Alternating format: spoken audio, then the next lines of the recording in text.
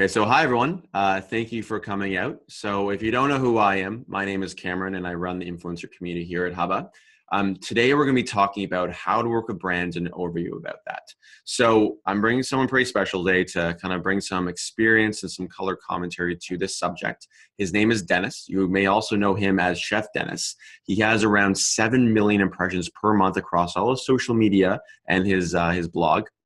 He has nearly 1 million Google Plus subscribers and around 150,000 Facebook followers. So he's also been featured with people like Anthony Bourdain and Rachel Ray. So he's great. So Dennis, tell everyone, I'm not doing you justice here. So tell everyone a little bit about who you are and how did you become an influencer? Hi, Cam. Well, thanks so much for having me here. I'm really happy to be part of this community you have going at Hubba.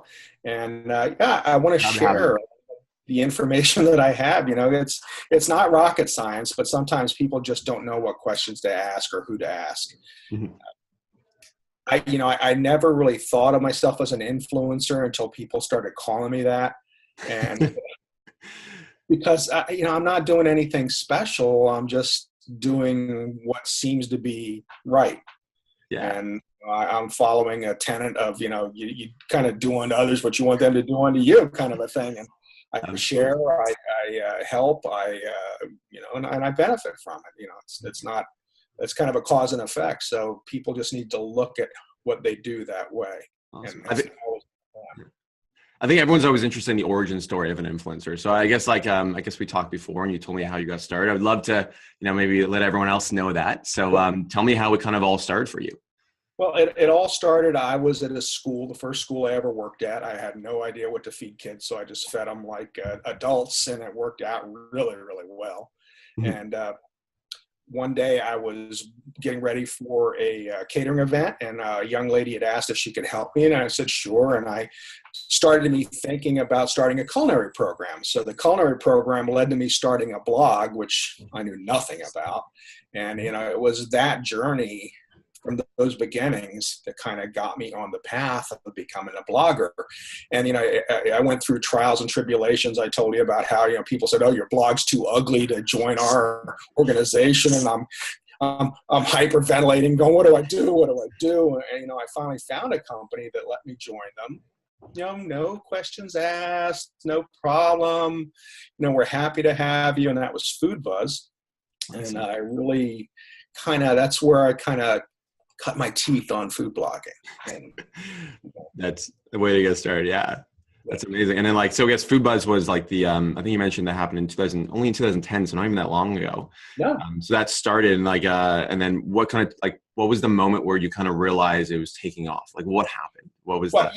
Up to that point, I would get encouragement from my mother. Didn't know how to use the computer, so she couldn't read my blog, right? Your mother's always there to support you. But my brother and his wife were my sole supporters, and they'd go to church and tell their friends, you need to look at my brother-in-law's blog, and I'd have 6 people subscribed or 12 people follow me. Then one morning I woke up with a follower in New Zealand and a follower in Singapore, and I went, what the heck's going on?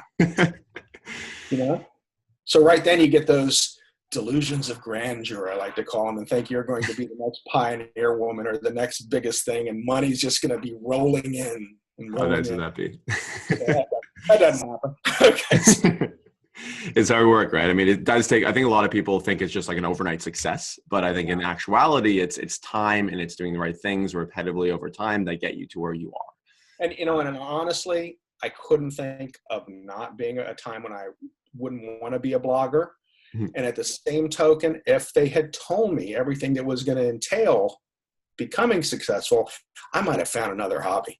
But you're doing a great job. And I think what's so interesting as well is you found a media, and you're talking about Google Plus and how you were involved with that early, which I think is which is very cool though. And you got mentioned, you're featured next to Rachel Ray, Anthony Bourdain, who I personally adore.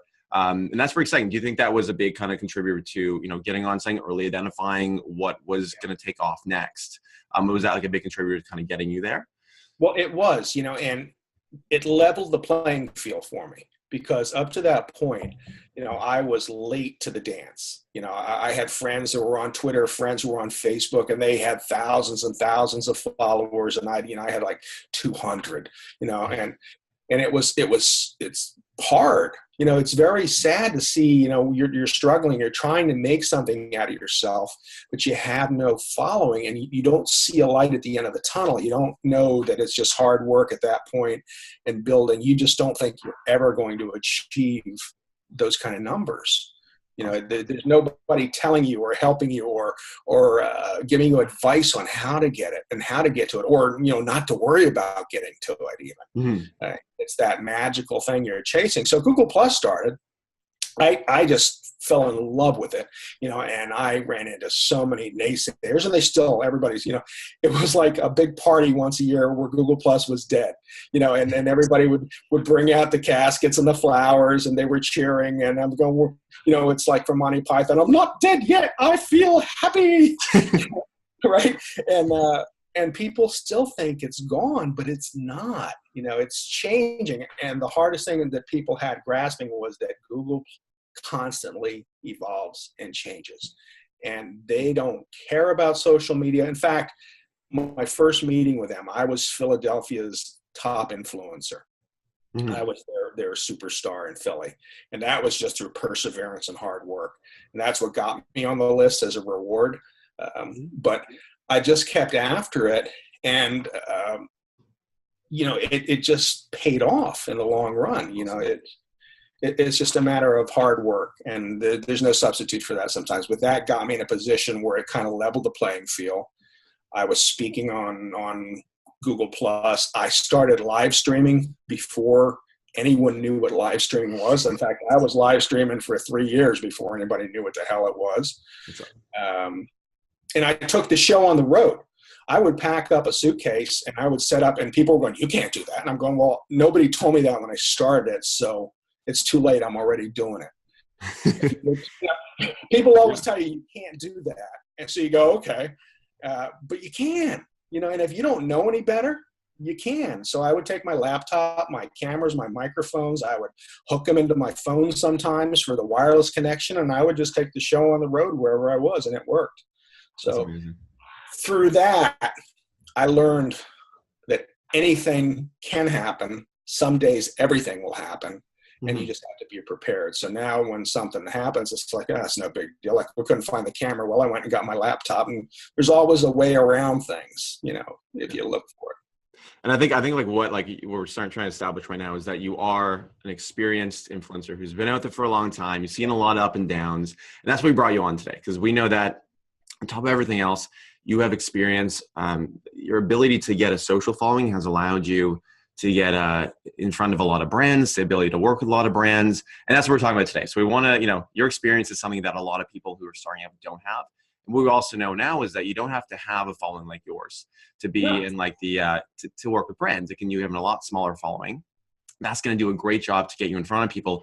And really, if you have, any sort of decent size engagement numbers, so if you have 1,000 followers and 1,000 people actually care what you say, that's usually enough. That's compelling enough to work with a brand. So I guess that's what we're going to talk about today is, about working with brands. So, to kind of like jump into that, to kind of dive into that part here, I guess the first part of any sort of interaction with a brand is the ability for an influencer like yourself to pitch yourself to the brand. Right. So let's kind of just say the conversation started already. We're going to do another webinar in the future talking about the ways in which you can talk to brands. That's another topic entirely, and that's a very deep topic, of course. But once you start talking to a brand, how are you branding yourself, and how are you like showing off who you are to that potential brand or and collaborator? Well, you want to give that brand a reason to look at you and a reason to consider you for what they're selling. All right, some brands will outright just contact you from nowhere. I mean, that happens every now and then. But if you're really pitching a brand, you got to hit them with your best selling point. Okay, it's like, what are you best at? Are you an incredible photographer? We were talking about setting up a media kit, and what do you put in front of them? Well, if you don't have huge social followings, I wouldn't throw that at them first. You want to get them to pay attention to you. So you want them to pay attention to you. I mean, if you're an amazing online presence, record a 60-second to 2-minute video, nothing too long, and show them how good you are in front of the camera. Because so many brands, live streaming is the future. I've been saying that for years. It's finally coming true. We're doing it right now, kind of. Yeah. But more brands, like I get questions of, can we have a video? Can you live stream? Can you do Instagram lives for us? I'm like, oh yeah, I can do anything you want. And so you want to hit them with whatever your best feature, your best quality is right now while you're building. If you have a humongous following, well then lead with that. But whatever you're best at, you want to show them something. If you're an amazing writer, show them a paragraph of how you write about a brand and how you entice people, how with your words you get them drooling at the thought of making something with that particular brand's product or their service. So, you want to go after them that way. It's not always about the numbers. And we talked about influencers having huge numbers. But if you said 1,000, if you have 300 people that hang on your every word, that's enough. That's because they're going to tell their friends and they're going to tell their friends because they believe you. They've drunk your Kool-Aid and they know, that you're the end all. So, for a brand, they can't pay for that kind of advertising. That's going above and beyond anything they could have dreamed of. Well, it's the power of influencers. Is I always like to imagine, 300 people on Facebook followers, and you see that is not so powerful. But if you ever think about what 300 people look like in a room who are all paying attention to that person's message, that's powerful. And brands pay a lot to get like traffic and to do things like that. And going through influencers is such a powerful method to get deeply embedded into those people's followers.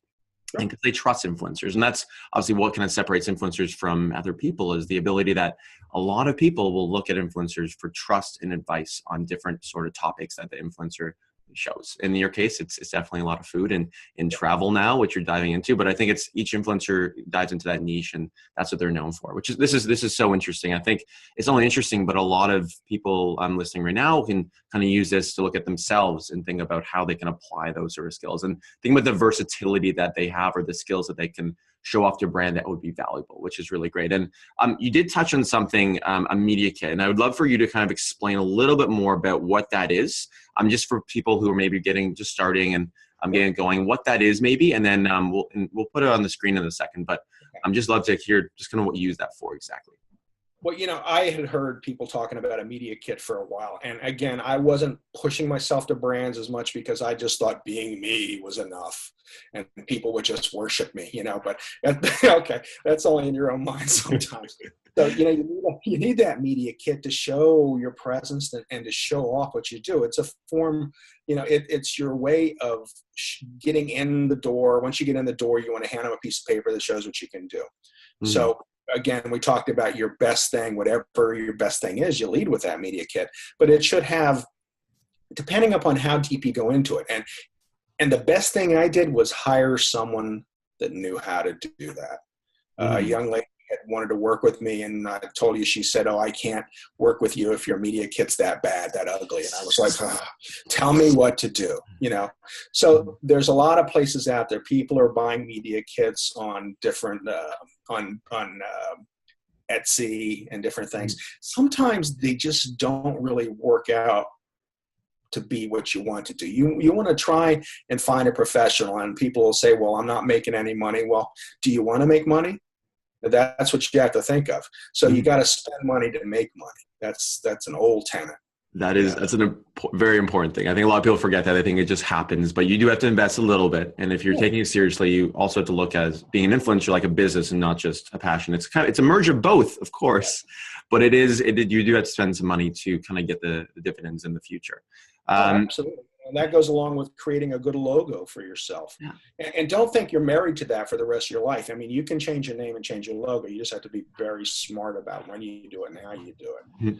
But, the media kit will show you off in good color what you do, what your statistics are, what your some of the best things you've done are, your pictures. Mine has social media in it and what I've shown for different posts, what it'll do. So it can be as big as you want it to be, but you've got to create enough interest in the beginning that someone's going to want to go through the whole media kit. That's great. That's great. And I think also it's deciding what to put in that media kit is also a thought I think a lot of people are going to have. Again, the obvious ones are probably your social media following, your social stats, of course, pictures, who you are from a brand perspective. But what things do you think are not important, or things that people should maybe avoid to put in those media kits? Because there's a lot of those too. Right. Well, I have demographics in mind too, and I honestly would not have known what those were had this young lady not led me in that direction. So now I know that demographics are important. They're not always important to a brand, but a lot of times they want to see especially where your readers are. If they're advertising just in the United States or Canada, they want to know that you have readers in those places, not that all of your readers are from some other country.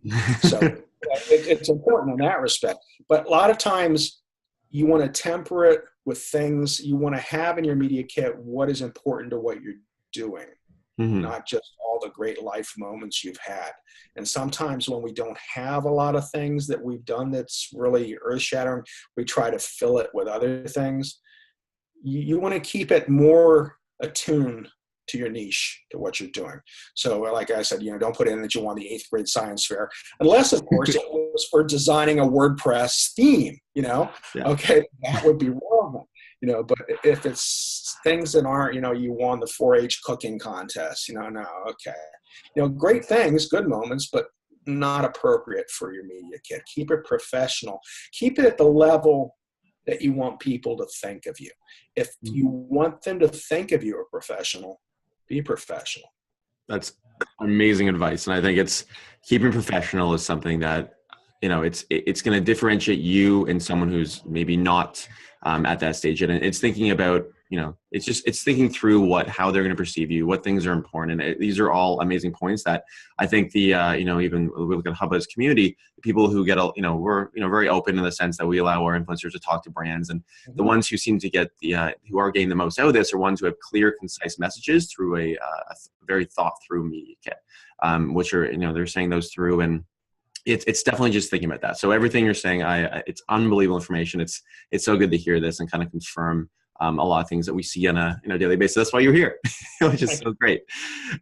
So I guess the next part is, let's just say right now, the brand looks at your media kit. They're looking at things. They're going, this is great. I want to work with Chef Dennis.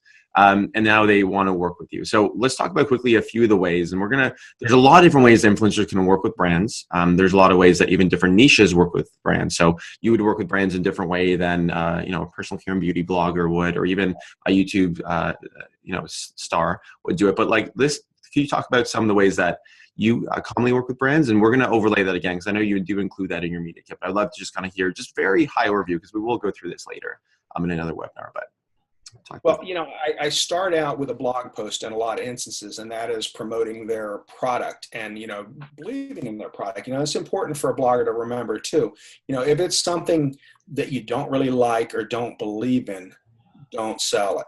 Okay, because it's going to come across, and then you're going to lose credibility with your readers and followers. It's better sometimes to turn things away than to say, yeah, because you want the money. Sometimes money is a big turn on, but you got to temper that. You got to say, well, maybe I could just do your social media for you. Now, that's another way. So I said it starts with a blog post, but the blog post isn't always why they're buying my presence. They're buying my presence because of my social media ranking and standings. So, that's a good place to start, but then I need to push it out and get it in front of as many eyes as I can. So you can either start working with the brand just through writing sponsored work for them, do just social media for them. You could do a video for them. And it doesn't have to be a YouTube video, although you want to upload it to YouTube, but it could be one of these new Tasty style videos. It's 30 to 60 seconds. They're hot. It could be an Instagram promotion, and some of that, sometimes they'll want you to do a video on that. It can be Instagram stories. So you want to gear a promotion. Say you have a really strong Instagram following, but no other following anywhere else. Well, you want to go after those brands saying, look, I can really promote you well on Instagram, or I can really promote you well on Twitter. So there's a lot of different aspects of how you can work with a brand. You can consult with them on how they should spend their social media dollars. Because a lot of times a brand will come to you and they'll say, look, I want to hire you to do this. I'm going to throw all this money at you. And in good conscience, sometimes you have to say, look, I don't think that's the best use of your money. Mhm. I want to take your money. I really do want to take your money, but I also want to form a relationship with you, because business is built on trust and on liking people. We can do business with anyone we want to. We do business with people we trust and we like. That's So maybe that's you're losing, maybe money's coming out of your pocket that time, but it might come back to you tenfold. It might not, but that's not why you're doing it. You have to be fair and honest with people, and that's how you should conduct your business. So wherever you can get business from a brand, there's so many different options available. That's where you should try. I mean, I kind of went off topic a little bit, but I think it's great. You're talking about like relationships, and a lot of people, they want to work with brands in these intricate ways. They want brand ambassadorship programs, but it sometimes starts with just doing something simple, and showing that you can do a great job doing that. And that's where it can start, and it can blossom to so much more. And I think again, knowing that and developing a great relationship is the cornerstone and the framework to moving further from that point moving forward. And that's, again, it could be a brand ambassadorship program, it could be more intricate things. It could be consulting. There are so many different ways that you can, through a very simple act, you can prove that you are very good at that, and it can diverge with, again, what you said, a great relationship is something that is very important, that people should be striving to have with the brands they work with, which is fantastic. Yeah, it's just like in life. I mean, when you meet someone that you like, you don't want to just do everything at one time and say, all right, it was nice seeing you. I know I'll never see you again. Have a good life, and walk away. When you meet someone you like, and you're not going to strike that balance with everyone you work with. Some of them are just going to be cold, hard business relationships, Mm-hmm. but you want to still keep your side of it true to what you do. And not only, like you was talking about being really good and doing the video and finding a niche, finding something good to do, you're going to get better at it every time you do it. And as you and because of how you're working with this brand, it's improving you at the same time. So there's a benefit to you that you're not even thinking about when you're getting paid. That's great. That's great. And I guess on the topic of relationships and kind of creating good best practices per se, are there any, when you're working with a brand, and maybe a brand can think about this as well, but are there any things that you do in terms of deliverables, or do you kind of go through, is there contracts, is there timelines? Like, do you go through the payment? Like, what are the things that you talk about before you begin conducting that, let's say, sponsor poster review or whatever that thing is? When the one thing to understand is that every situation is going to be different. Okay, some brands are going to want contracts signed, faxed back to them. Some brands, if you're working through different ad groups too, like we talked about Tap Influence and Blog 11 and different things, sometimes the contract is already implied when you apply for their promotions. So you don't have to take any other further steps. So that makes it easy. You're getting paid, you're going to give you a timeline, I mean, everything's X'd out. When you work individual with the brand, sometimes there's a few more hoops you have to jump through and a few more steps you have to take to get to the final point of submitting a draft and having it approved. So think about every brand as an individual business, an individual relationship, and address it to their needs. Now, you talked about deliverables. You asked about deliverables. Mm-hmm. I always try to make sure I deliver more value than they're paying me. Okay, so explain what that is. So I think that's so what is value in that sense? Okay. Value for me would be social media presence. If they want, or they're asking me for 3 social media posts, they're going to get 5. Depending on my mood, they might get 6 or 7. And not that I'm just like, all right, I'm sharing here, I'm sharing. I just have a kind of a routine when I share things. And people will say, well, you have to do a minimum of 3, you have to do a minimum of 5. They're always going to get more. They'll ask for something specific in the post. You always want to make sure you deliver it. They want 3 images. I'm probably going to give them 5 images. And you have to remember, too, a lot of times the brand doesn't always know what they want until after they see the first couple posts come in. Mm-hmm. So their expectations may change after viewing, if they get the best post of the whole group, the first one, you're all screwed because they're basing everything on that. So if you're not up to par, they're going to go, oh, that's not what. And then all of a sudden, that's not what we wanted. Well, that's not what you said.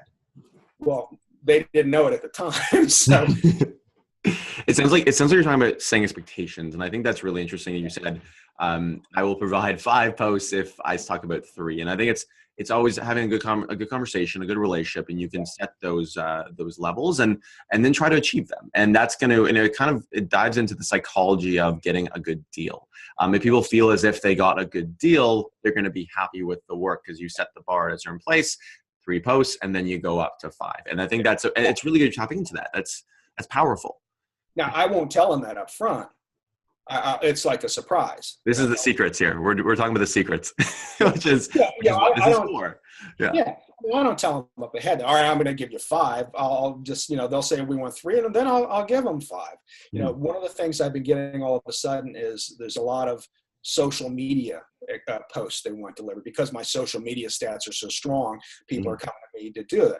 But again, it doesn't have to be numbers. It's engaged readers on your social channels. Remember that. It's not like huge numbers. Huge numbers don't mean anything if you're getting no engagement. Totally. So it's engaged readers and the ability to get it in front of a lot of eyes. So they're coming to me now. I don't have to write a post. All I have to do is share stuff, and you're getting paid for that. And I'm like, oh, this is fun. This is like, no, I got to sit here and do this. I don't have to go in the kitchen. I don't have to test a recipe. I don't have to go shopping. I don't have to, take pictures. I'm like, damn. So, you just have to be ready for different opportunities, and you have to seize these opportunities. And when they give you this opportunity, shine. Wow them, right? I mean, it sounds like even if you're a smaller influencer has 1,000, 5,000, think about what you have as something you can offer as value for that wow factor. Yeah. In your case, it's going to probably be more engagement. So think about how you can boost that engagement. Think of all the things that have worked in the past that you can go towards and build those up. And I think if you can think about, again, setting the bar, but going above it and again, the wow factor that you're saying, which I love that. I'm gonna steal that from you. But it's doing that, and the wow factor is really what's going to kind of drive that relationship, and it's going to drive success in that campaign, and it's going to drive maybe even the future campaigns you have at other brands because you've been able to show that amazing relationship and campaign, which is so great.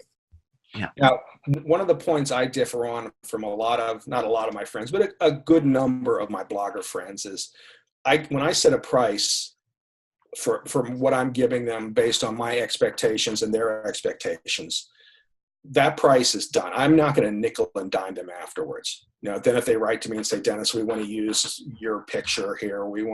Can you send us some high resolution images? And, a lot of bloggers will, no, don't, God, you can't have those, or you have to pay me an ungodly amount of money for each picture.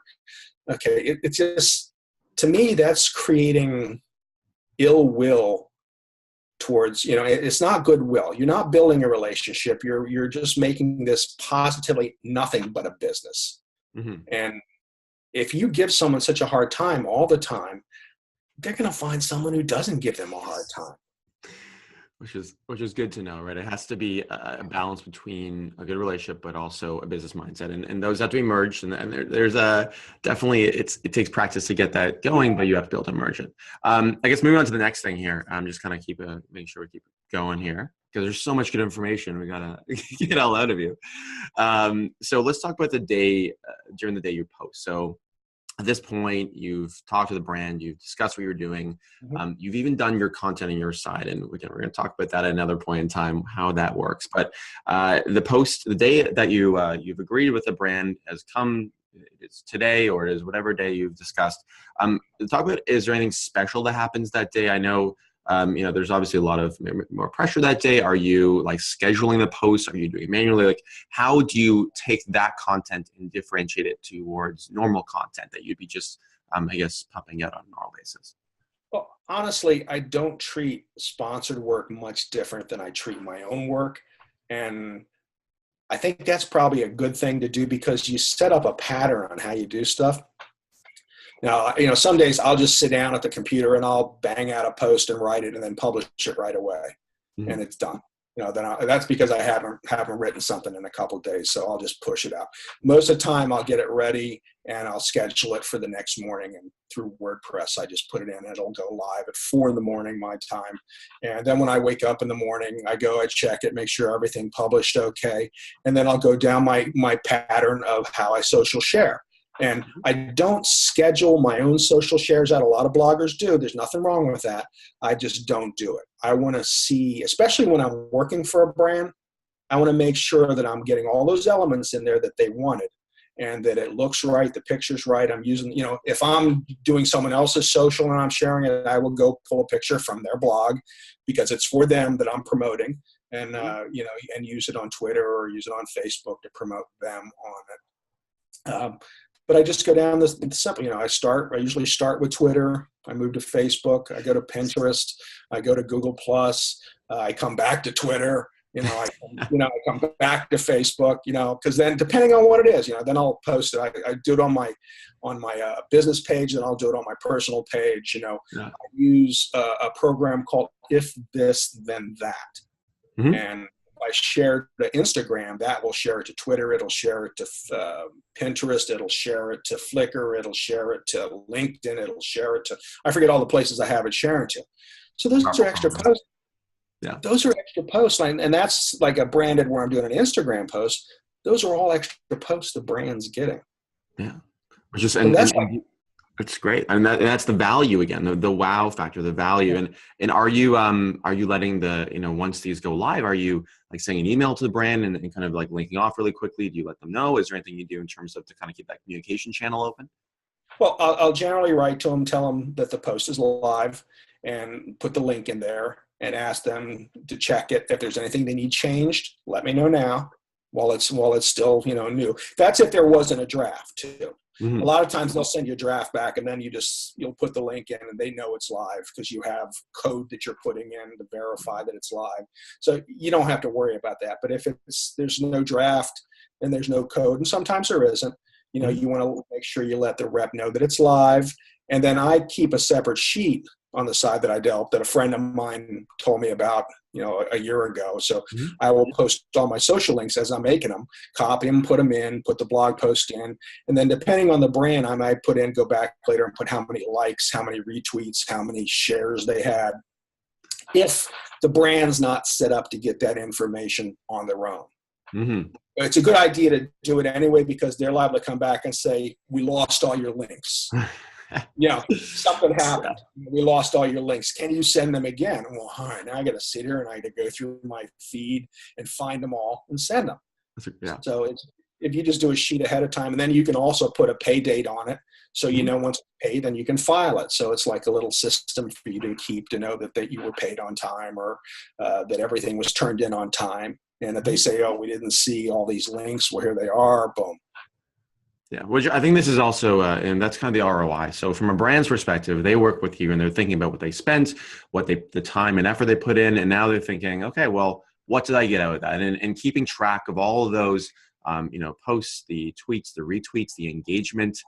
Even if you go one step further and looking at, there's a tracking link, so you could see this, how many links went to the CTA, which is a good best practice to know, how much value actually went to the page, or even affiliate link programs, if that exists, where how many purchases came from that post that you put up. So again, keeping track of that is that's very smart. And I think from any influencer or even brand, they should be thinking about getting that information back from the influencer always. And influencers should be thinking about providing that information proactively versus reactively, because that's, again, another one of those professional attitudes that's going to separate you from someone else, is the ability to show the metrics that where the value comes from. And again, I think those are the wow factor things we're tapping into here that kind of differentiate you from the rest, which is so amazing. We'll put that, I'm going to overlay it as well.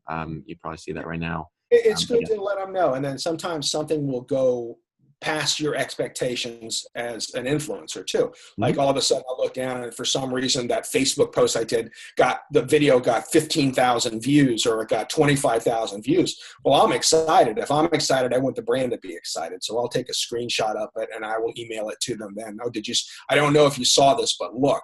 Or something like that. So just so they see that they are getting value. Or if on Google Analytics, if it got an amazing amount of page views, I'll do a screenshot and send it to them.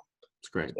Yeah, this is showing what happened, and I think it may sometimes be perceived as obvious, but somebody's looking at that and going, okay, maybe it's not obvious. And if I show what happened, those are those professional attitudes. It's taking obvious and making concise and and just showing off everything that happened, which is so great. So I think we've also covered, I guess, the overview of working with a brand.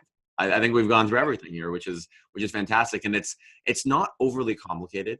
We're going to be coming back to this, in the future. We're going to be diving into different subsections of this, so we can dive into more of that and go through more of the nuances that do exist. But from an overview perspective, I think this is great, and like Dennis, this is fantastic. We got to go through this, and I want to, right now I want to kind of give you the opportunity. I know. We have a lot of brands watching. We got a lot of influencers watching. What's going on in your world right now? Tell me about what's happening. Maybe what you're looking for. Just kind of let us know what's happening. Well, some days I have to remind myself I am retired, but I'm so excited about what I'm doing, I can't stop. It's kind of one of those things. I'm having so much fun making these relationships, creating these relationships with brands, and sharing this knowledge with my friends, going to conferences and trying to teach everybody that I can, how to be successful. Because I've always been of the thought where if everybody's successful, we're all better for it. The business is just going to get bigger and bigger, and we're going to evolve. And I like to be known. You asked me before when we were talking what an influencer is. Mm-hmm. And to me, an influencer is someone that influences thought through their ideas, through their helping others, through their creating just a way to link people together. I mean, you're following me as an influencer because I can help you. I can answer questions. So it's not just, I'm not an influencer and I'm sitting and I'm waving to people. When I walk in a room, no one just drops and goes, well, we are not worthy. It's got to be earned, and it's earned because of how you treat other people and how you influence them.